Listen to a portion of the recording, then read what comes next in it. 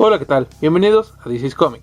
Hoy hablaremos de Dark Avengers. Para el 2009 Marvel ya llevaba 5 años trabajando con los grandes eventos como el eje central de su universo. Avengers Disassembled, House of M, Civil War, World War Hulk y Secret Invasion habían creado para bien y para mal una larga historia, y básicamente todo estaba orquestado por Brian Michael Bendis. El siguiente paso para ese 2009 fue un pequeño soplo de aire fresco, ya que no hubo un gran evento central, sino que las cosas se manejaron por medio de un branding. Un branding en el cómic de superhéroes gringo es cuando varias series regulares y algunas limitadas se manejan a través de una gran situación general. Es algo especial que se desarrolla en todos los títulos, no se enfoca en uno solo. Ejemplos de esto es el Marvel Now o el DC Universe Rebirth. El que se dio en ese momento es conocido como Dark Reign. Este surge a consecuencia de Secret Invasion, y Dark Avengers es la serie que entre comillas fue el eje principal. Esta tuvo como guionista al escritor que ya llevaba varios años trabajando en los Avengers, y en el apartado artístico mantuvo predominantemente a Mike Deodato Jr. y Rain Beredo. En total constó de 16 números, bien delimitados por 4 bloques. Son 2 arcos argumentales, un crossover y unos tie-ins. El primer arco va del número 1 al 6. Aquí se nos presentó al equipo y vimos las dinámicas y conceptos que manejaría Bendis. Después está el crossover con los X-Men y Utopia. Este estuvo formado por 6 partes, 2 one-shot, 2 números de Uncanny X-Men y 2 números de Dark Avengers, y además tuvo algunos otros cómics relacionados. Utopia fue manejado por Matt Fraction y en pocas palabras sirvió para seguir avanzando la historia de los X-Men, pero relacionándolos con lo que pasaba en el universo Marvel. De esta historia no hablaré hoy, ese es tema para otro video. De los números 9 al 12 tenemos el segundo arco argumental. Aquí se nos presentaría una aventura más y se le daría continuidad a algunas pequeñas subtramas. Del número 13 al 16 fueron tie-ins del evento de 2010,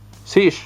Aquí se concluyó con algunas cosas que se manejaron durante la serie, y junto al evento se dio una especie de cierre con lo que Marvel y Bendis venían manejando desde Avengers Disassembled. De estos tie-ins tampoco hablaré hoy, ya que será mejor mencionarlos cuando toque turno a este evento. Así nos quedamos con 2 historias. La primera recibe el nombre de Assemble. Esta inicialmente nos presenta al equipo. Los Dark Avengers están conformados por Sentry, Ares, Novar como el Captain Marvel, Monsoon como Miss Marvel, Daken como Wolverine, Venom como Spider-Man, Bullseye como Hawkeye y Norman Osborn como Iron Patriot. La historia avanza mostrándonos cómo interactúan entre ellos y rápidamente los enfrenta a 2 amenazas. La primera en Latveria, durante un duelo entre Morgana Le Fay y el Doctor Doom. Posteriormente vemos más interacción de este equipo y las dudas que existen en el mundo de que Norman sea el encargado de protegerlos. Finalmente vemos un problema con una célula terrorista atlante. Este primer arco nos presenta una historia entretenida y amena. Las situaciones aparentemente principales que escribí en cierto modo son superficiales. Como tal, la historia no es nada del otro mundo. No es algo nuevo ni demasiado interesante, pero resulta atractivo por varios elementos que salpican las páginas. La situación que envuelve la historia por sí sola resulta llamativa. En sí aquí se maneja la misma dinámica de los Thunderbolts, solo que se puede juguetear con el heroísmo y los Avengers. Constantemente hay referencias, principalmente visuales. De ahí nos vamos a la interacción del grupo. Bendis nos dio pocos momentos de interacción, pero resultan divertidos. Aquí realmente logra establecer y jugar con diferentes voces en los personajes. En cuanto a su desarrollo nos encontramos con que es pequeño y sutil, pero deja algunas cosas que después se podrían explotar. Los personajes mayor trabajados son Norman Osborn y Sentry. A Norman lo vemos bastante bien representado, jugando con habilidad sus cartas, siendo astuto y muy manipulador. Durante toda la serie va cambiando, y más que el término evolución podríamos usar degradación. Con Sentry pasa algo ligeramente similar, ya que su trama es de mucha importancia y nos lleva directamente a Siege. Sentry fue un personaje que por muchos años no supieron cómo utilizar, y creo que lo mejor que entregaron de él está en esta serie y en el evento ya mencionado. En cuanto al ritmo y la narrativa nos encontramos a un Bendis mucho más contenido. Esta serie fue planeada con un límite, así que el autor no pudo empezar a descomprimir la historia y a mostrar todos los vicios que le conocemos en series más largas. Algo a tener muy en cuenta es que esta serie simplemente es de transición. El inicio fue establecido en otros lugares y la conclusión completamente se da en otra historia. El segundo arco recibe el nombre de Molecule Man.